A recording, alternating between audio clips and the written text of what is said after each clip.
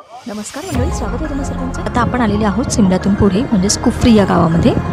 तर आता आपल्याला हे समोर जे दिसत आहे ते पोटॅटो प्रॉडक्ट्सचं एक सेल्स आउटलेट आहे।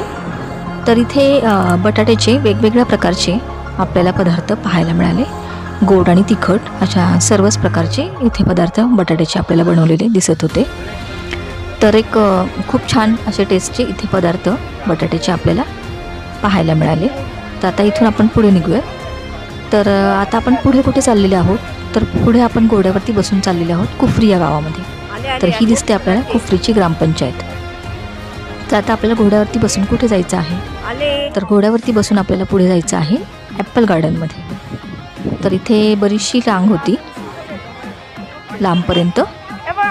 तर आता चला आपण बसून आता घोड्यावरती निघालेले आहोत पुढे ॲपल गार्डनमध्ये जाण्यासाठी। तर चला आता आपण इथे आलेले आहोत।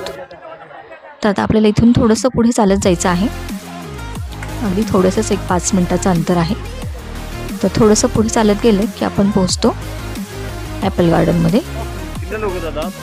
तर ॲपल गार्डन ॲक्च्युली एका साईडला आहे आणि इकडे अजून पुढे काय काय आहे ते तुम्हाला दाखवते मी। तर हे इथे दिसत आपल्याला लोकल लोक इथली जी गावातली आहेत, तर ती चेरी आणि प्लम ही फळं विक्रीसाठी इथे बसलेली आहेत।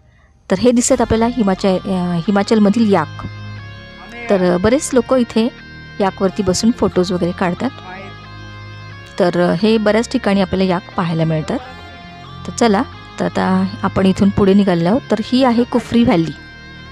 तर एका साईडला कुफ्री व्हॅली आहे आणि एका साईडला ॲपल गार्डन आहे। तर ही कुफ्री व्हॅली देखील बरीच मोठी आहे। तर ही आपल्याला जी शेवंतीची फुले दिसत आहेत ही 12 महिने इथे आपल्याला दिसतील। ही कुणीही लावलेली नाही आहेत मंडळी। तर ही नॅचरली म्हणजेच निसर्गतः इथे उगवलेली शेवंतीची फुले आहेत। अतिशय सुंदर असं वातावरण, आजूबाजूचा निसर्ग ह्या कुफ्री व्हॅलीतून आपल्याला इथे पाहायला येतो। अतिशय सुंदर असं दृश्य आपल्याला इथे दिसतं। तर आता आपण कुफ्री व्हॅलीमध्ये थोड्याशा आणखी वरच्या हाईटला आलेले आहोत। तर इथे जे आपल्याला दिसत आहेत आजूबाजूला वरच्या साईडहून हे खालचं सर्व दृश्य आपल्याला अतिशय सुंदर असं दिसत आहे। तर या कुफ्री व्हॅलीमध्ये आपण आता जे वरती आलेले आहोत, तर तिथून आपल्याला आता टेलिस्कोपनी पाहायचं आहे। अतिशय उंचावरची जी ठिकाणं आहेत जी आपल्याला प्रत्यक्ष डोळ्यांनी पाहता येत नाही इथून, किंवा आपण तिथेपर्यंत जाऊ शकत नाही। तर हे सर्व ठिकाणे आपल्याला या टेलिस्कोपमधून पाहता येतात। तर इथे देखील बरीच गर्दी होती टेलिस्कोपमधून पाहण्यासाठी। तर हे पहा, आपल्याला समोरचे जे दिसत आहे